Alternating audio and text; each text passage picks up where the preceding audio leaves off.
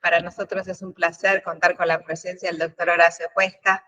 El doctor, fue presidente de nuestra asociación, también fue ex jefe de cirugía de clínica quirúrgica del Hospital Garrahan, es activo docente también de la universidad y es instructor en lo que es simulación laparoscópica en los centros de FEFIM, del Garrahan y de FEMEVA. Bueno, y además también interviene en el staff de intervencionismo del hospital. Tiene una vasta trayectoria en nuestra especialidad y para nosotros es un placer conocer su historia. Bueno, bienvenido, doctor. Gracias.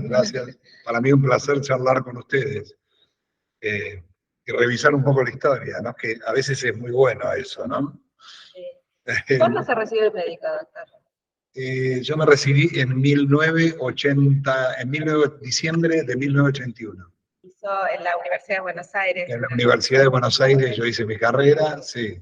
Sí, y mi residencia fue en cirugía de adultos, que la hice en el Hospital Castex. En aquel momento se llamaba Hospital Castex, hoy es Eva Perón, ahí sobre la ruta 8.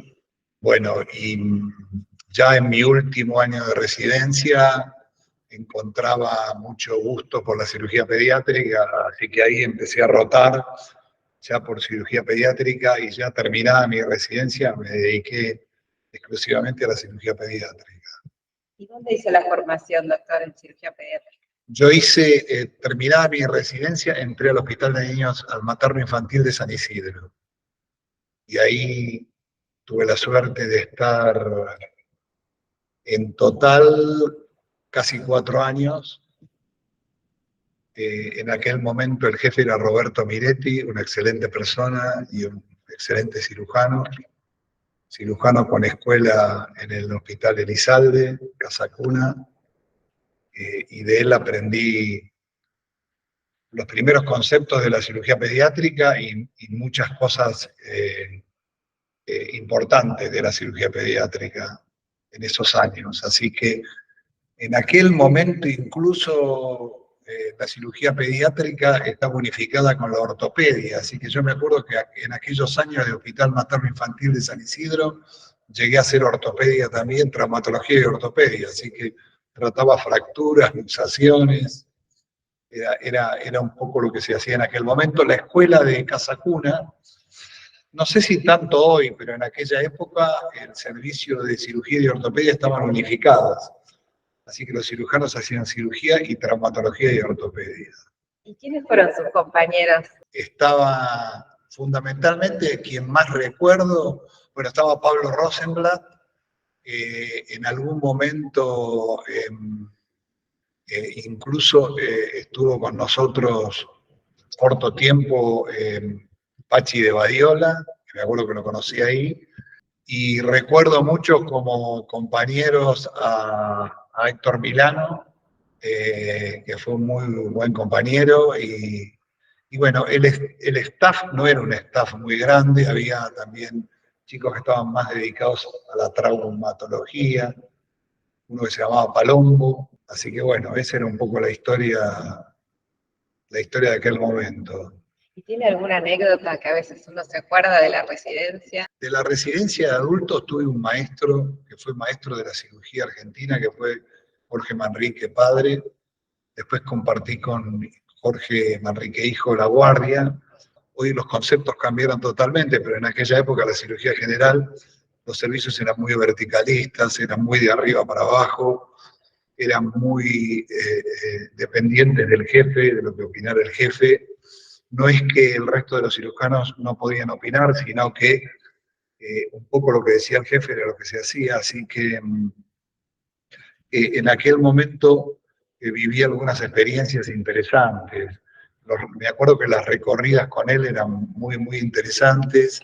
Recuerdo 2, 3 cosas. Yo tenía ya predilección en aquel momento por todo lo que era percutánea. Ya desde aquella época que me picaba el bichito. Y había un cirujano en aquella época con quien yo trabajaba, Lorenzo Toselli. En aquella época él hacía ya las transparietohepáticas para diagnosticar la litiasis de la vía biliar principal, y yo veía cómo ponía la aguja de chiva y cómo se manejaba, y todos esos procedimientos me encantaban. y además tenía la suerte de ayudarlo a él en una cirugía que estaba muy de moda en aquel momento, que era el Warren. Y entonces él operaba a los cirróticos, fíjate de qué momento te estoy hablando, ¿no? A los cirróticos con hipertensión portal, y le hacía un shunt espleno-renal. Se iba toda la mañana haciendo la disección de la vena esplénica y de la vena renal, y a la tarde se hacía la anastomosis. Y lo que recuerdo que en el postoperatorio los pacientes no andaban bien. Les colgábamos una solución de aminoácidos y los pacientes sangraban de una manera terrible. Ahí aprendí a poner el balón de Sextack en Blackmore, pero los pacientes sangraban. Y me acuerdo que en una recorrida, presentándole a Jorge Manrique un paciente sangrante, en el año 1981, 82, él me dijo, estos pacientes se van a curar cuando se les cambie el hígado. O sea que fue un visionario, porque todavía el trasplante de hígado, Starzl en los Estados Unidos no lo había desarrollado, no estaba difundido, y la verdad que fue en eso, nunca me voy a olvidar que en eso fue un visionario. Después el trasplante hepático se materializó y hoy es un éxito, ¿no? Bueno, y qué sé yo, anécdotas de la parte de cirugía pediátrica, en aquella época en el Hospital de Niños de San Isidro, íbamos a la maternidad, que estaba a 1,5 cuadras a operar los recién nacidos. Bueno, me acuerdo que operamos en ese hospital la primera vesícula en niños, no se había hecho nunca ninguna, y fue una etapa donde yo aprendí mucho de Miretti. También era bastante innovador Roberto, y en aquella época él me instruyó para que comience a hacer las ecografías en la estenosis hipertrófica de píloro y hacer el diagnóstico sin seriedad gastroduodenal. Y ahí por primera vez empecé a usar el ecógrafo y empecé a pelearme con los ecografistas, porque yo iba a imágenes y le sacaba el ecógrafo y le hacía una ecografía a los vomitadores chiquititos para diagnosticar píloro. Y Roberto ya me decía en aquella época que había que hacer el diagnóstico por ecografía. Así que él para mí fue un maestro. Bueno, después vino toda la etapa del Garrahan, ¿no? Pero cosas que yo me acuerdo de él en ese sentido, fue un maestro. Y en enseñarme muchísimas cosas. Era un innovador en la invaginación intestinal, ya empezaba a pensar que se podía desinvaginar con aire. Imagínate que en aquel momento lo único que existía era el colon-polenema bombario. Y él ya empezaba a pensar que se podía desinvaginar con aire, aunque no era un procedimiento impuesto en aquel momento, pero él ya lo vislumbraba. Así que bueno, esa fue mi primera etapa de formación en cirugía pediátrica, que fue hasta 1987 que se abrió el Garrahan. Nunca me voy a olvidar porque fue Roberto también el que me dijo, mira, se va a abrir un hospital que va a ser escuela en el país, que es el Hospital Garrahan. Y si tenés oportunidad de presentarte, presentate. Y yo le contesté, mire, Roberto, mire, yo no sé si tengo tanta experiencia, ahí va a ir mucha gente del Hospital Ricardo Gutiérrez, de Casa Cuna, incluso del Posada, que tenía un excelente servicio de cirugía pediátrica. En aquel momento el jefe era Roberto Carpaneto, un excelente jefe, y yo sabía que iban a ir cirujanos de esos lugares, y tenía muchas dudas de poder entrar. Pero Roberto me dijo, no, presentate porque es una oportunidad que no tenés que dejar pasar. Así que bueno, y me acuerdo que a instancias de él también, sin mucha convicción, yo en aquel momento me presenté al concurso en el Hospital Garrahan.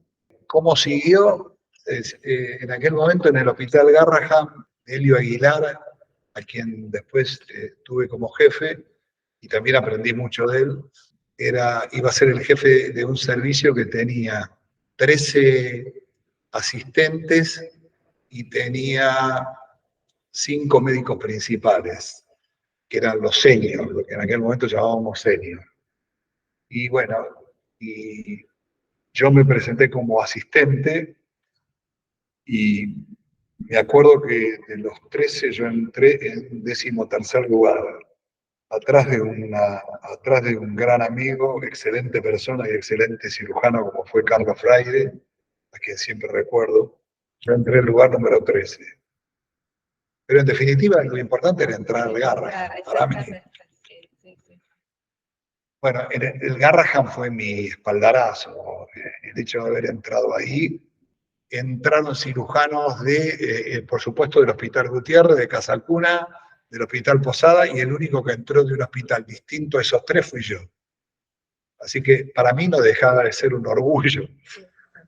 Me acuerdo que pasé por una entrevista hecha por Delio Aguilar, y en aquel momento el doctor Dalbó, que fue después uno de los directores del hospital, que para mí fue muy buena entrevista, y la verdad que después de esa entrevista yo quedé bastante esperanzado en las posibilidades de poder entrar. Y bueno, finalmente se dio. Así que no, lo interesante fue amalgamar un servicio con gente que veníamos de distintos hospitales. Y por otro lado, tener la experiencia de abrir un hospital de niños nuevo. Era todo nuevo en el hospital. Era recorrer el servicio de imágenes, recorrer el quirófano, recorrer los pasillos del hospital. Un hospital en aquel momento, SAMIC, diseñado con otra estructura distinta a lo que eran los hospitales municipales, provinciales, nacionales, un hospital que se autogestionaba, un hospital de autogestión en aquel momento. En aquel momento la autogestión era bastante novedosa, creo que fue uno de los primeros hospitales de autogestión que hubo en el país. Después apareció el Cruce y algunos hospitales en el interior del país, pero bueno, vivir esa experiencia de hospital de autogestión, la verdad que para mí fue interesantísima. Por supuesto que aprendí mucho, no solo de Delio, sino de los que en aquel momento eran senior y médicos principales, a quien recuerdo con mucho cariño, Víctor Wacholder, Ana Marín, Ramón Rubio, Jorge Acosta y Enrique Williams. Así que de ellos aprendí muchísimo. Y también aprendí mucho de mis compañeros, de todos los que fueron mis compañeros, ¿no? Así que creo que crecimos juntos en aquellos años. El hospital creció. Al segundo o tercer año comenzó a tener residencia. Y así que, en definitiva, sin saber mucho de cómo enseñar, comenzamos a ser medio autodidactas en la formación de los que fueron nuestros primeros residentes. Y bueno, y por supuesto que no sé cuántas camadas pasaron. Hoy son todos cirujanos de primer nivel, que podrían ser jefes de cirugía pediátrica no solo en este país, sino en muchos países del mundo, por la experiencia que tienen. Eso para mí fue muy valioso. Comenzamos a compartir experiencias, comencé a conocer gente, y bueno, y comenzó un desarrollo personal que, si te digo la verdad, creo que todavía no terminó, porque yo hace un año que estoy jubilado del Hospital Garrahan, pero yo sigo desarrollándome en la especialidad. Yo siempre digo que cuando hablo de habilidades no técnicas y de la importancia que tiene hoy en día, digo que sigo aprendiendo. Seguimos aprendiendo toda la vida, hasta el último día que dejamos de ejercer. Así que yo, es el día de hoy que sigo aprendiendo, ¿no? Desarrollo el intervencionismo, cumplió lo que te gustaba. Bueno, el Garrahan fue tan importante para mí. Yo siempre digo que tengo puesta la camiseta del hospital, ¿no? Siempre tuve predilección por todo lo que fue la cirugía hepatobilio-pancreática. No sé por qué, pero bueno, tenía ya reminiscencias de todos los procedimientos percutáneos que hacía en adultos y demás, y entonces en el año 1990, 89, allá por el 89-90, comencé a formar parte del servicio que se estaba formando de trasplante hepático en el Hospital Garrahan con cirugía experimental. Después se desarrolló el trasplante hepático, yo participé prácticamente en total 5 años en trasplante hepático, y por supuesto que los trasplantes comenzaron a tener complicaciones, y llegó un momento en que yo le comenté al jefe de servicio, que es el jefe, que actualmente hoy es el jefe, que es Oscar Inventarza, yo me voy a ocupar de todo lo que es procedimientos percutáneos para tratar las complicaciones de todos los trasplantados hepáticos.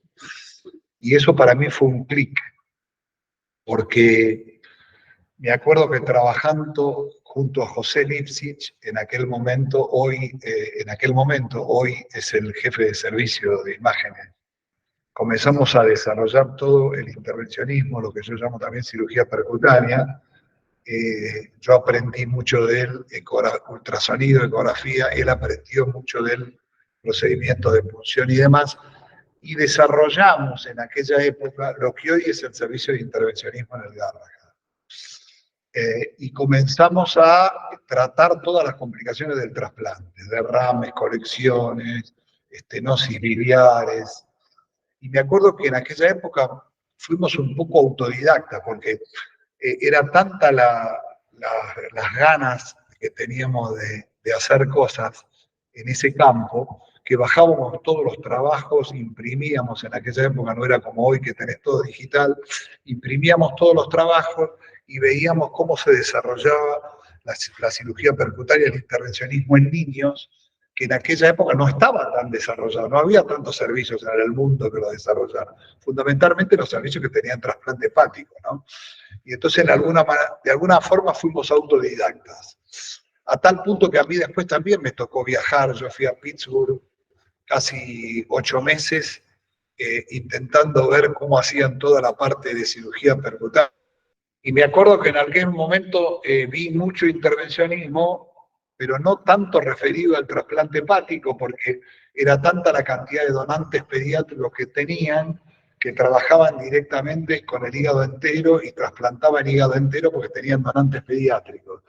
Y yo, por ejemplo, que quería ver cómo punzaban la vía biliar en un segmento 2-3, que era el donante vivo relacionado, en aquel momento no lo vi.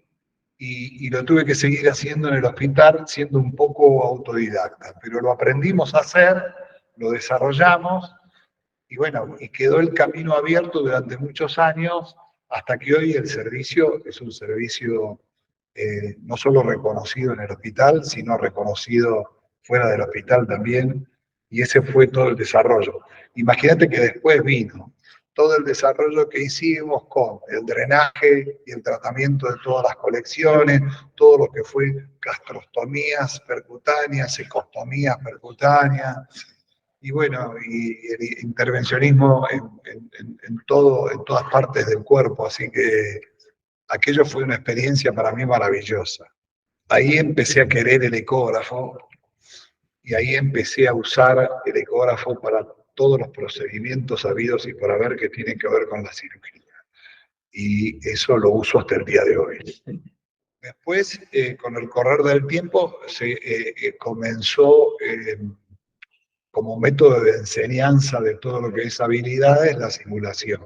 Así que lo que pasa es que yo, paralelamente al intervencionismo desarrollado en el Garrahan, hubo un momento en que José Lipsich viajó a Canadá y yo prácticamente con la anuencia de nuestro jefe me hice cargo del servicio de intervencionismo en el hospital y fueron años que estuve poco tiempo en cirugía, pero estaba casi a tiempo completo en intervencionismo. Que fueron los años donde también hubo una explosión de la cirugía mini-invasiva y entonces casi en paralelo con el intervencionismo yo empecé a formarme en cirugía laparoscópica. De hecho que tuve oportunidad de hacer todos los cursos con Ricardo Torres en Corrientes. Una vez por mes me tomaba el bus en Retiro, me iba a Corrientes a la noche, era un viaje de 12 horas, el viernes a la noche, llegaba el sábado a la mañana, me quedaba todo el día, todo el sábado haciendo mi entrenamiento en el centro de entrenamiento de Corrientes y me volvía el domingo. Eso lo hacía una vez por mes y lo hice durante 2 o 3 años. porque también hice todos los cursos que vinieron, no solamente hice los cursos donde yo me formé, o sea, cirugía laparoscópica básica y avanzada, sino que después hice incluso hasta un certificado en cirugía laparoscópica que se hacía ahí, que era bastante intensivo, y hice también esa diplomatura, así que hice toda mi formación en cirugía laparoscópica. ¿Qué es lo que yo veía? Veía en aquel momento que si yo no aprendía cirugía mini-invasiva y cirugía laparoscópica, que en definitiva se iba a imponer dentro de la cirugía pediátrica, iba a quedar atrás. Así que eso fue un poco mi formación. Todo lo que yo aprendí allí, después lo fui trasladando al niño. Nunca dejé de tener contacto con la cirugía general en el sentido de que es el día de hoy que sigo yendo a todos los congresos de cirugía general. Y en las áreas que a mí me interesan, que son el área de percutánea, de mini-invasiva, de simulación, hoy en día, estoy en todos los meetings que hay y trato de ponerme al día en todo lo que es avances en esos campos, para después poder trasladarlos a la cirugía pediátrica, que en definitiva es lo que uno hace. Digamos que en la laparoscopía hay muchas técnicas quirúrgicas que podés usar material más pequeño, pero son iguales que las del adulto. Así que tampoco dejé de tener contacto en esa área tampoco. Y además de Pittsburgh, ¿fue a algún otro lugar Bueno, estuve en Pittsburgh también, no, además de ver intervencionismo, vi, por ejemplo, en Pittsburgh vi por primera vez un PIC vascular, que me llamaba tanto la atención que lo traje como novedad al Garrahan, porque en el Garrahan también a mí siempre me gustó el tema de los accesos vasculares en los niños, y me acuerdo que en el Garrahan nos llamaban después que estaba el cuello estaba multipunzado, el brazo estaba multipunzado, y me acuerdo que yo veía en Pittsburgh que los chicos entraban vírgenes al quirófano para ponerse el catéter, y ese era el secreto que tenían ellos, por eso siempre tenían éxito en la colocación.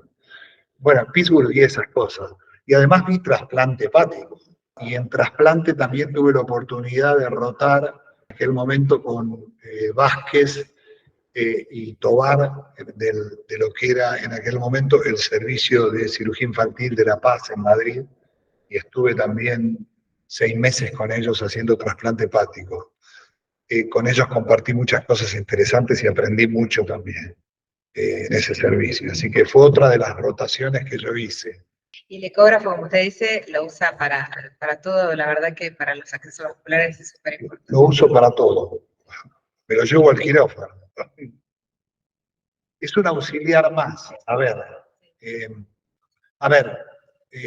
yo intento que los residentes aprendan todo esto.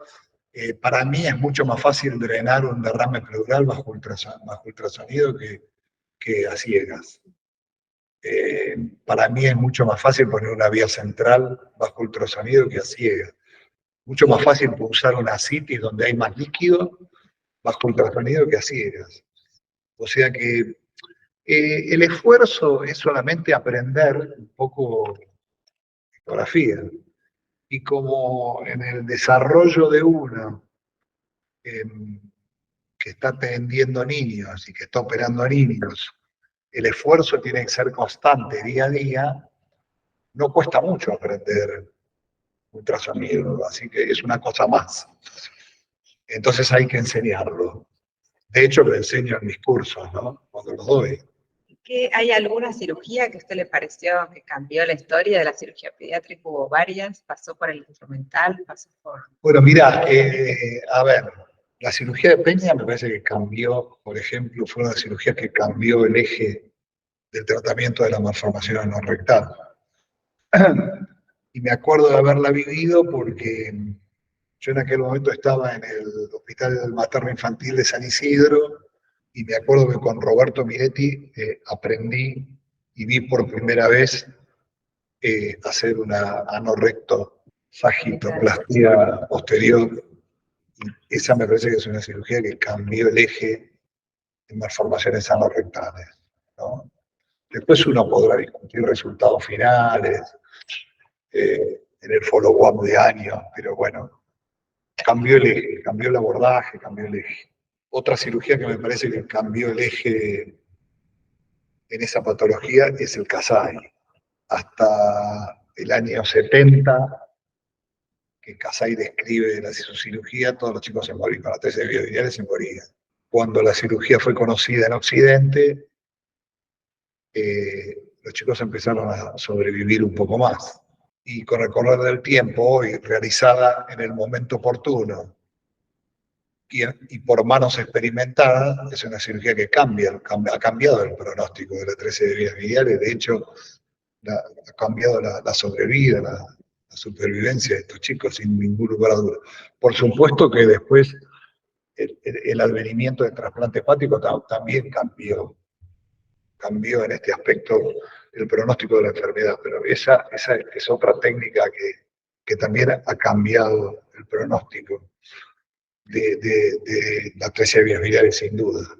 Los abordajes endoscópicos, mini-invasivos, percutáneos, para tratar patologías que antes llevaban una nueva cirugía, un tratamiento muy agresivo, también cambiaron el desarrollo de muchas enfermedades y complicaciones. Eso también me parece muy, muy importante, digamos. Por ejemplo, drenar un gran absceso hepático tiene mucha ventaja en forma percutánea a tener que hacer una laparotomía, abrirlo y abrir todo el hígado por la mitad. Me parece que es muy, muy importante. Drenar un cáliz renal por vía percutánea, que tenga una ureterohidronefrosis y no abrir el riñón, me parece un tratamiento mini-invasivo sumamente importante. Así que toda esa cirugía mini-invasiva en niños cambió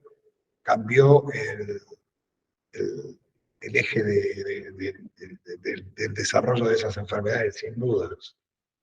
¿Y cómo ve el futuro de la cirugía pediátrica?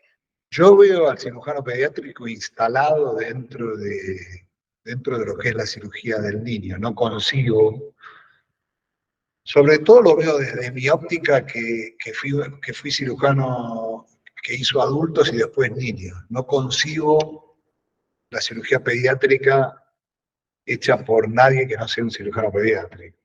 Se necesita jefes que comprendan cómo ha cambiado hoy en día la cirugía pediátrica, las cosas que hay que aprender para enseñar y las cosas importantes desde el punto de vista de la gestión.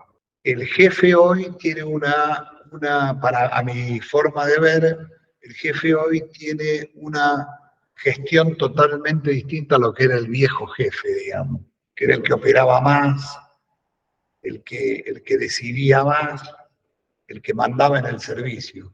Hoy la gestión pasa por otros aspectos. Pasa por gestionar como un líder, pasa por tener una buena relación con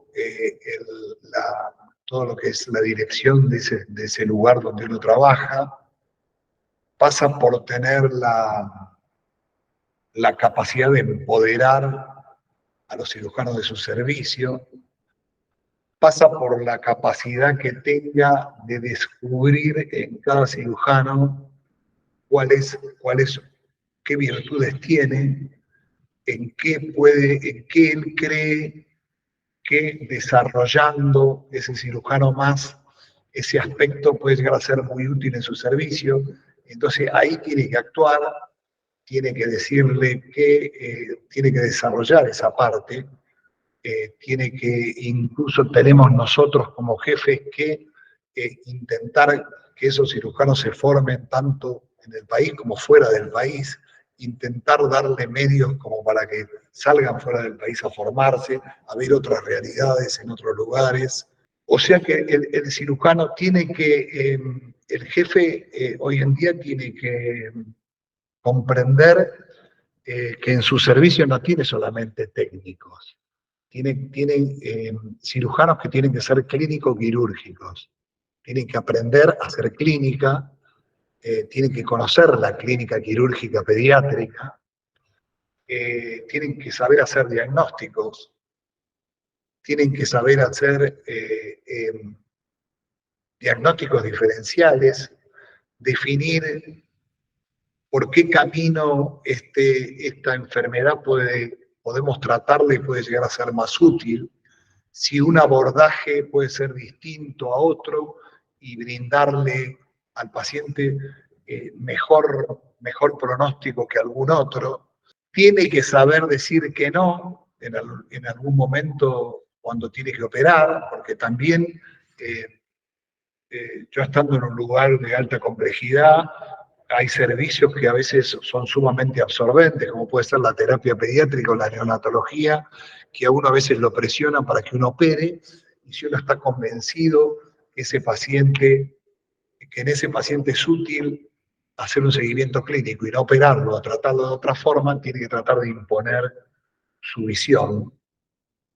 El jefe tiene que saber que el cirujano no es solamente un técnico y que hay otros aspectos dentro de la cirugía que son sumamente importantes y que tiene que saber desarrollarlos en esa persona que no solo de los que se están formando, sino de los que tiene como staff en su servicio.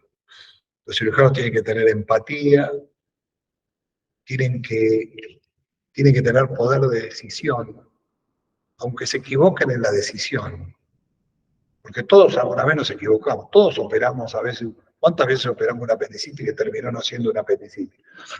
Pero lo importante es saber tener ese poder de decisión de decir, bueno, a este paciente hay que operar.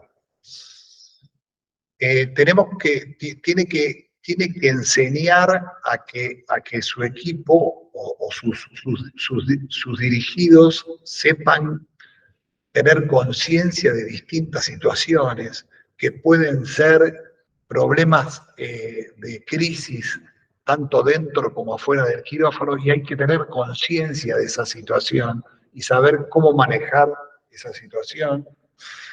Por supuesto tiene que tener empatía, pero tiene que tener empatía no solamente con los pacientes, sino tiene que tener empatía con los colegas. Hay que tener empatía con los pediatras, que en definitiva son con quien compartimos día a día toda la patología, y en definitiva son quienes nos pasan la patología a nosotros y nos dicen, esto es quirúrgico, tenés que operarlo. Y entonces con ellos tenemos que tener una comunicación fluida día a día. Con eso no quiero decir que hay que decirles todo que sí, porque los pacientes hay que discutirlo, pero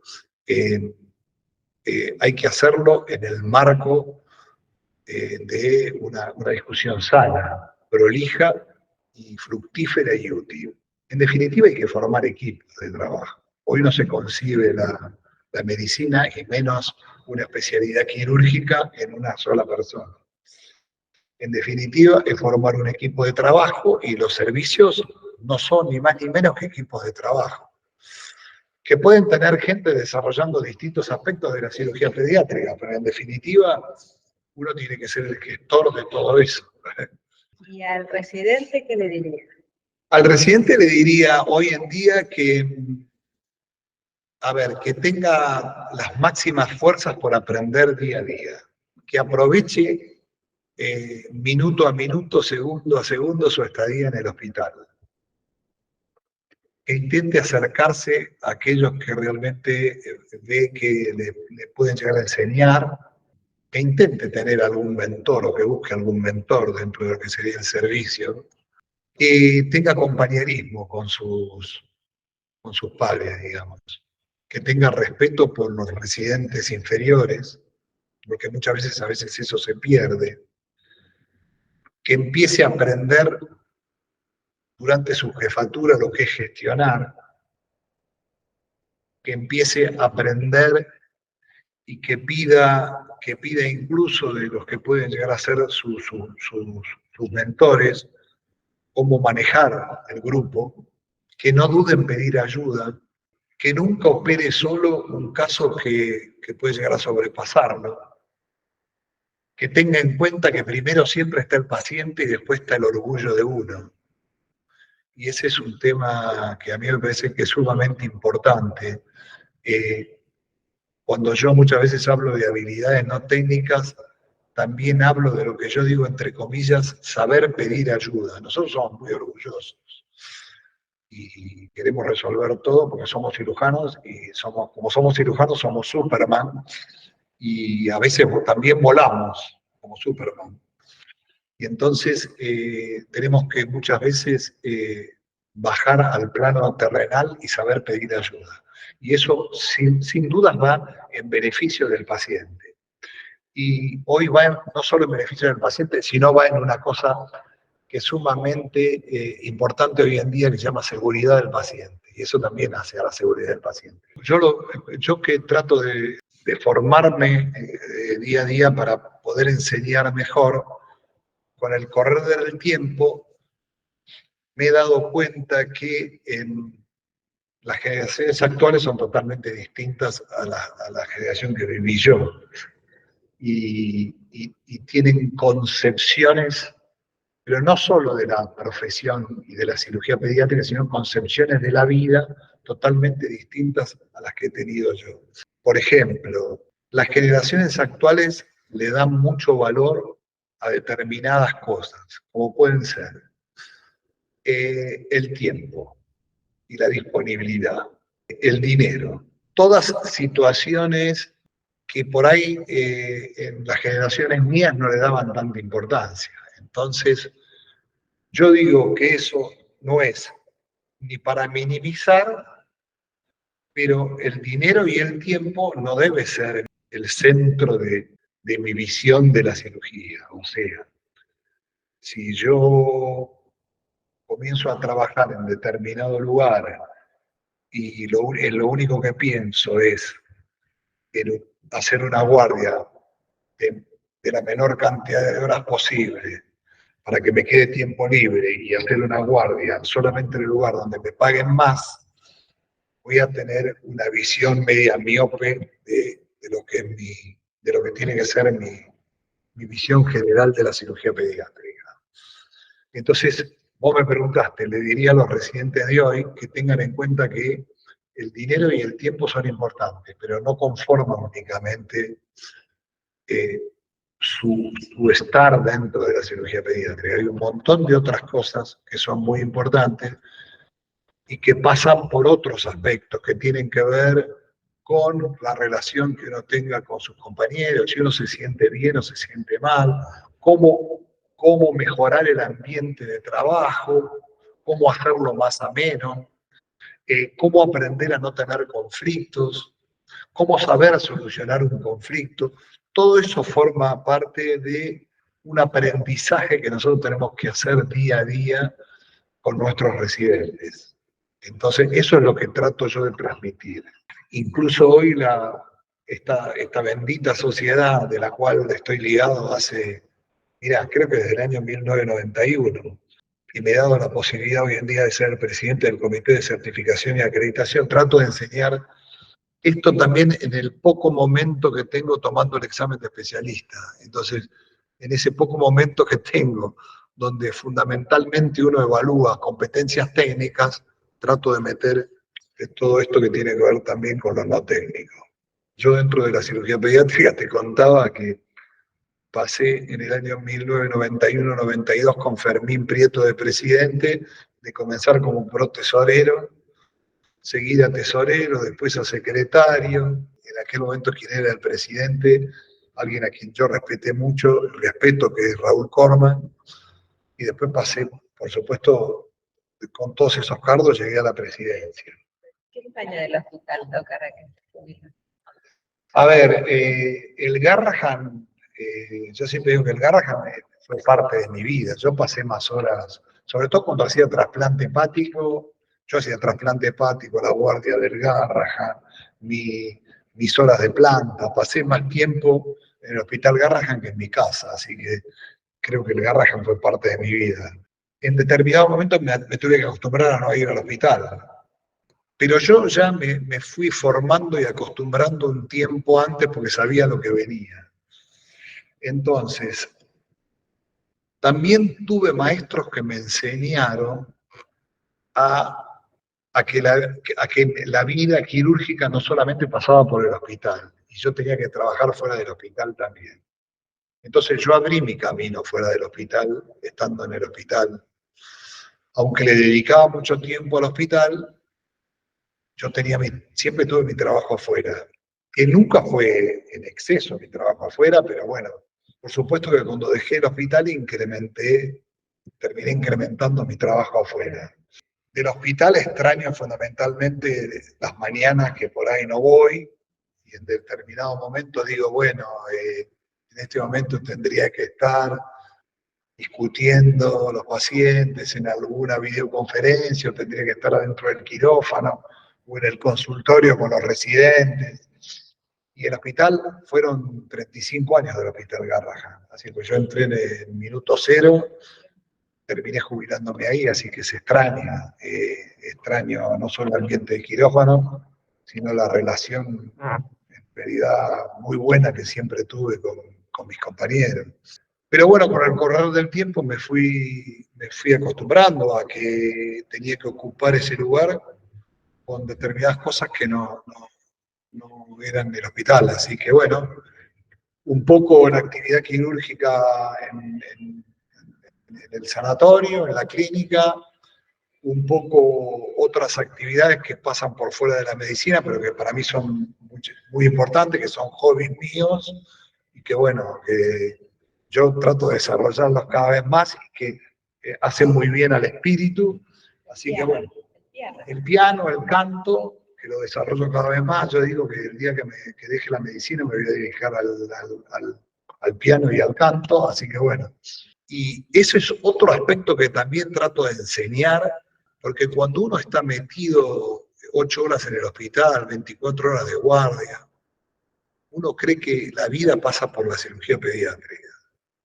Y en realidad la vida de uno no pasa solamente por la cirugía pediátrica. Y yo trato de enseñarle al residente también que el residente tiene familia. Si no está en pareja, tiene padre, tiene madre, tiene hermanos. Y si está en pareja, tiene esposa, tiene hijos. Y eso es sumamente importante en la vida de uno. Porque en la vida de uno todo eso es el sostén. Entonces uno se da cuenta que mi familia fue sostén mío, sobre todo en los momentos en que yo pasaba más horas fuera del hospital que en mi casa. Y la verdad que fue sostén porque me apoyó. Entonces, uno se da cuenta en ese tiempo que deja el hospital que la vida no pasa solamente por la cirugía pediátrica. Y hay otros aspectos sumamente importantes que alimentan a uno para que pase a ser también cada día mejor como cirujano. Y todos esos aspectos también hay que tenerlos en cuenta.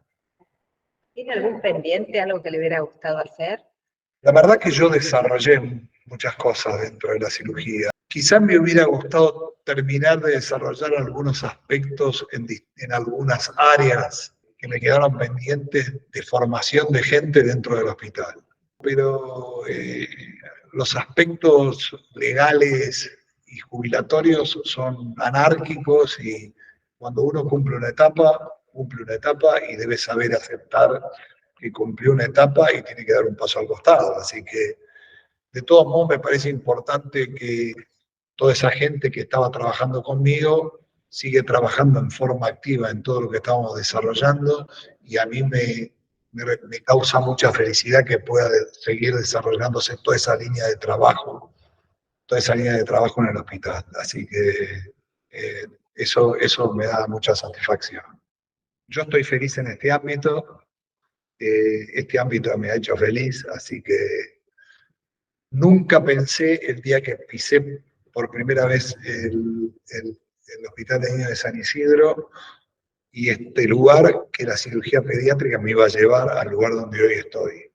Así que estoy realmente orgulloso, porque toda la actividad societaria también me ha llevado a conocer muchísima gente, no solo dentro del país, sino fuera del país.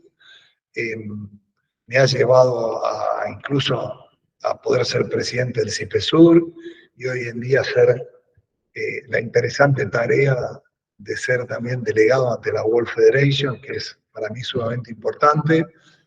Así que he hecho un camino y no sé si puedo lograr mucho más de lo que hice. Así que estoy inmensamente orgulloso de haber llegado a donde llegué.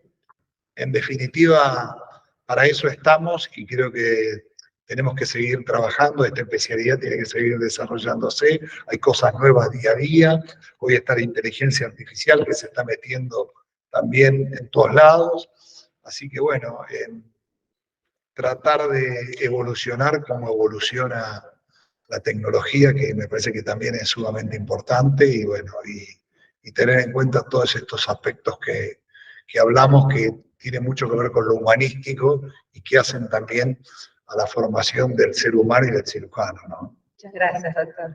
Bueno, no, gracias a vos por la entrevista, me sentí muy bien. Acá que en esta que es mi casa, así que te agradezco mucho. Gracias. Que siga muy bien. Nos vemos.